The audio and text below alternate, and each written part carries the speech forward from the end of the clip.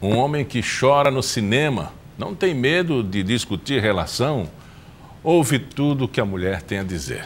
Cuida da aparência, divide as tarefas de casa, toma conta dos filhos. Esse homem existe ou é estereótipo do homem do século XXI? Existe um modelo de masculinidade? Quem vai conversar sobre esse assunto com a gente é a psicóloga Cristiane Souza. Existe esse homem, né? Existe, né? Estamos evidenciando esse novo modelo, né, masculino. No país, e há muitos anos atrás, acho que os estudos sobre o homem, né, datam do século, da década de 60, e a gente tem se permitindo discutir as masculinidades. A gente fala no plural porque trata justamente da gente perder um pouco, sair do estereótipo do modelo mais hegemônico do ser homem, né? Então a gente passa a entender o homem numa pluralidade de papéis, né? Uma pluralidade de percepções desse homem diante do movimento feminista que a gente também discute a partir da década de 60.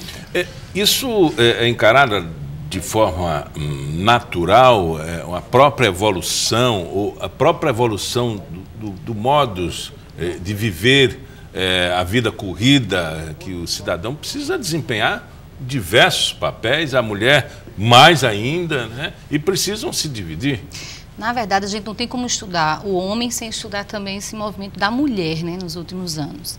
Esse homem, sempre foi construído um homem como um lugar de certeza, né, um lugar que estava posto. Então, o homem vai trabalhar, a mulher cuida da casa, cuida dos filhos, os filhos obedecem, o homem vai ganhar dinheiro. Né? Só que, de um tempo para cá, a gente percebe a inversão desses papéis, né? Então, muitas mulheres saem das suas casas, não tem mais uma prioridade que é a maternidade, e os homens ocupam os papéis que eram exclusivos das mulheres, e as mulheres ocupam os papéis destinados exclusivamente para homens. Há exemplo de liderança de empresas, há exemplo desses homens que já mudam a sua forma de empregabilidade. Então a gente vê homens na cozinha, como chefe de cozinha, nos serviços de estética, serviços de beleza. Então a gente precisa primeiro fazer uma análise desse processo do construto da realidade dialética, né? Então, assim, não dá para estudar o homem sem estudar a mulher e vice-versa. Então, esse homem, sim, ele está se permitindo questionar. Que homem sou eu? Qual o lugar que eu tenho que ocupar nessa sociedade? Isso não significa dizer que ele está afeminado, não. Ou que ele não tem a testosterona suficiente, não é? Mas a masculinidade não está assegurando, né, como nos tempos de outrora, essa certeza. Ele está se questionando em termos das suas representatividades na sociedade hoje. Que a gente Mas ele ainda tem aquele comportamento de esconder essa ação dele na vida? Quando chega alguém, ele tira o avental, ou quando chega alguém, ele briga com a criança, enfim, ele quer demonstrar essa autoridade? Eu penso que para alguns sim, por isso que a gente fez uma leitura e assim eu devo endossar essa proposta de pensar o homem do século XXI, que é uma proposta da jornalista Daniele Cândido, e eu estou dialogando com mais dois colegas, que é a Valná Dantas, que é editora da revista Dui, que também é jornalista, né, que colocou um projeto ousado na sua revista chamada, né, A Crise do Macho, e o nosso colega, que é Samuel Barbosa, que é da universidade, também colega meu doutorando, que é analista do discurso de gênero. Então, eu, com uma visão uma leitura mais psicanalítica, eu proponho questionar, né, esse homem se esconde, onde esse homem se encontra? Né? Então, a gente percebe ainda tem homens que estão com dificuldade de perceber a sua subjetividade, mas a leitura psicanalítica mostra, né? A gente precisa entender que alguns estão com adoecimento psíquico por conta dessa crise de identidade. Ah, é? Uhum. E já ocupa o espaço nos consultórios essa crise? Antigamente, as nossas clínicas eram muito mais procuradas por mulheres. Então, a gente percebe que os homens estão buscando entender melhor essas crises de identidade, né? Então, assim, pelo menos um grupo existe no Rio Grande do Sul, existem os primeiros estudos dos homens, e são fortemente discutidos nesse grupo de pesquisa da PUC, no Rio Grande do Sul, e há uma escuta clínica desses homens, do padecimento deles frente a essa crise da masculinidade. E também tem um dado aí de repressão, uma autorrepressão. Por exemplo, chorar no cinema, ser sensível a alguma coisa, isso não significa dizer que você perdeu a sua masculinidade. Não, acho que o homem se permitir nessa conjuntura viver essa crise e aprender novos contornos da sua masculinidade. Eu penso que é oportuno quando existe uma crise para que a gente possa dar novas propostas de modelo desse homem, dessa mulher e dessas famílias. Né? Mas não tem outra maneira de compreender essa situação e conviver com ela se não tirar o papel da mulher na sociedade. Porque a mulher ajudou muito o homem e continua ajudando. Agora, mais ainda, por esse papel dessa crise de identidade. A mulher precisa não pressionar, ela precisa conviver, compartilhar, né? Na verdade, mais responsabilidade para a mulher, né? Muito mais. Até porque a mulher também, assim, ela sempre foi muito colocada em segundo plano. Na sociedade hegemônica, o modelo do homem ainda impera. Né? Vale salientar que ainda é imperativo, né? Que o homem é destinado a ocupar os melhores cargos nas empresas, que realmente é aquele que vai prover mais a família, mas que essa realidade vem mudando ao longo dos anos. Então, assim, a crise de identidade é para o homem, masculinidade, e a mulher, feminilidade. Então, assim, ambos sentem o conflito, ambos. A gente também sente que as mulheres ficam sem entender como esses homens estão reagindo também nessa possibilidade de elas estarem ascendendo nas carreiras, ascendendo novos papéis que eram até há pouco tempo exclusivos deles. Né? E é total desnecessário, inclusive, comportamentos como de um empresário rico que colocou uma colheira na esposa e saiu desfilando com ela. Será que na situação inversa ele vai se permitir a isso?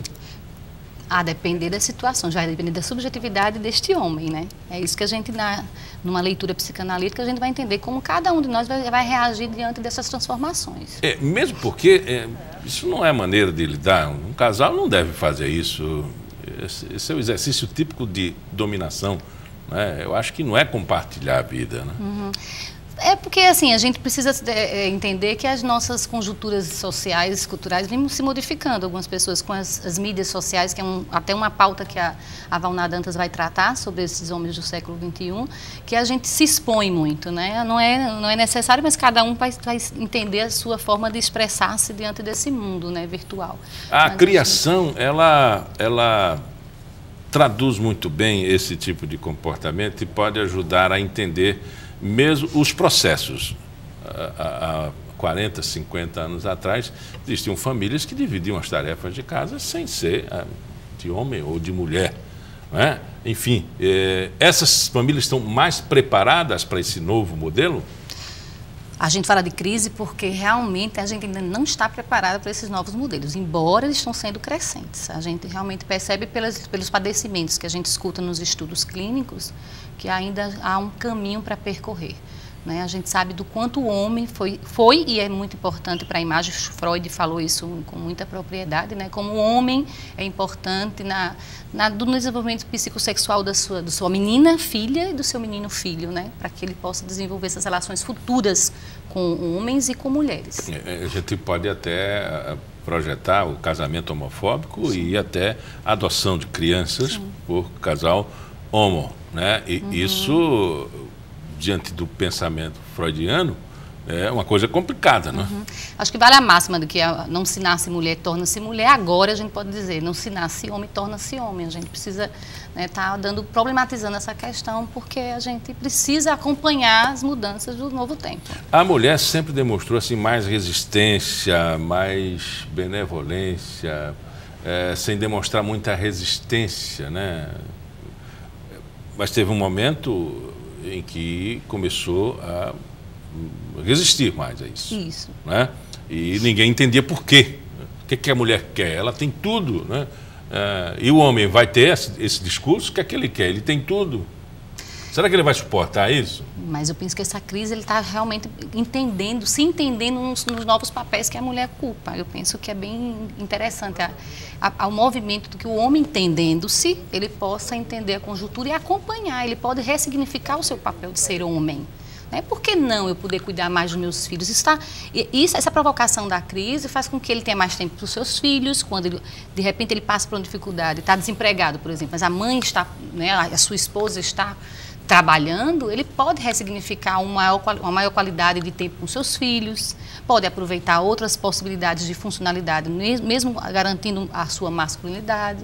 Então, há formas, novos contornos para que ele possa se melhorar e até fluir as relações contemporâneas. Mas ele ainda vai sentir vamos dizer, nessa transformação o preconceito que a mulher sentiu. Claro. Até se colocar no lugar da mulher, né? Acho que é uma atitude até empática. Né? Penso que é bem favorável para que a gente possa fluir nas nossas relações. O evento vai tratar esse tema, mas tentando facilitar essa, vamos dizer assim, compreensão de social? Penso que vai facilitar, mas vai muito mais provocar e problematizar essa questão, porque não estamos de fato preparados para lidar com essa nova crise, né? Qual a expectativa de público de vocês? Homens, mulheres ou homos? Eu penso que está aberto para todos e vamos ter todos esses públicos, porque realmente essa discussão ela extrapola, né, essa condição de gênero. São os interessados no tema e que vão ajudar, né, o trio aí que vai estar nessa empreitada de desafiar-se, porque é um desafio tratar sobre esse tema, né? São 3 pessoas? 3. E os temas de cada uma? A Valnata vai focar na questão das mídias, né? A área dela, o Samuel como analista do discurso de gênero, que é um estudioso de gênero, e eu vou tratar um pouco mais desse olhar da escuta clínica psicanalítica, uma experiência também com carreira que eu já trabalho. É possível que, você já falou, que no consultório tem aumentado muito esse questionamento, e inclusive uma frequência maior de homens. E você acha que a tendência é aumentar ou tornar perene e depois dar uma caída? Eu penso que nesse momento tem aumentado, mas isso vai se tornar mais natural para as partes, tanto para as mulheres quanto para os homens, porque é bem dialética essa relação de quanto mais eu me autoconheço, mais eu consigo melhorar também as minhas relações conhecendo o outro. Pode ser que tenha alguém passando em casa vamos dizer assim, essa transformação, né? E está querendo entender melhor, né? É uma ótima oportunidade. Vamos falar da agenda, quando acontece, como tem acesso. Na verdade, é o Café Intercom, né, que é um evento trazido todos os anos pela professora Daniele Cândido, que é jornalista, professora da UNIT. E a gente vai estar discutindo isso no dia 2 de maio, às 19 horas, na livraria Leitura, no Parque Shopping. Vamos conversar, né, sobre outros assuntos e essa temática no dia 2 de maio. Não esqueça, uma ótima oportunidade. Obrigado a Cristiane Souza, ela é psicóloga e analista comportamental. Muito obrigado pela entrevista. Eu que agradeço a oportunidade. Pauta Especial fica por aqui. Voltamos no nosso próximo encontro, sempre às 11h30 da manhã, com reprise às 4h30 da tarde. Até lá.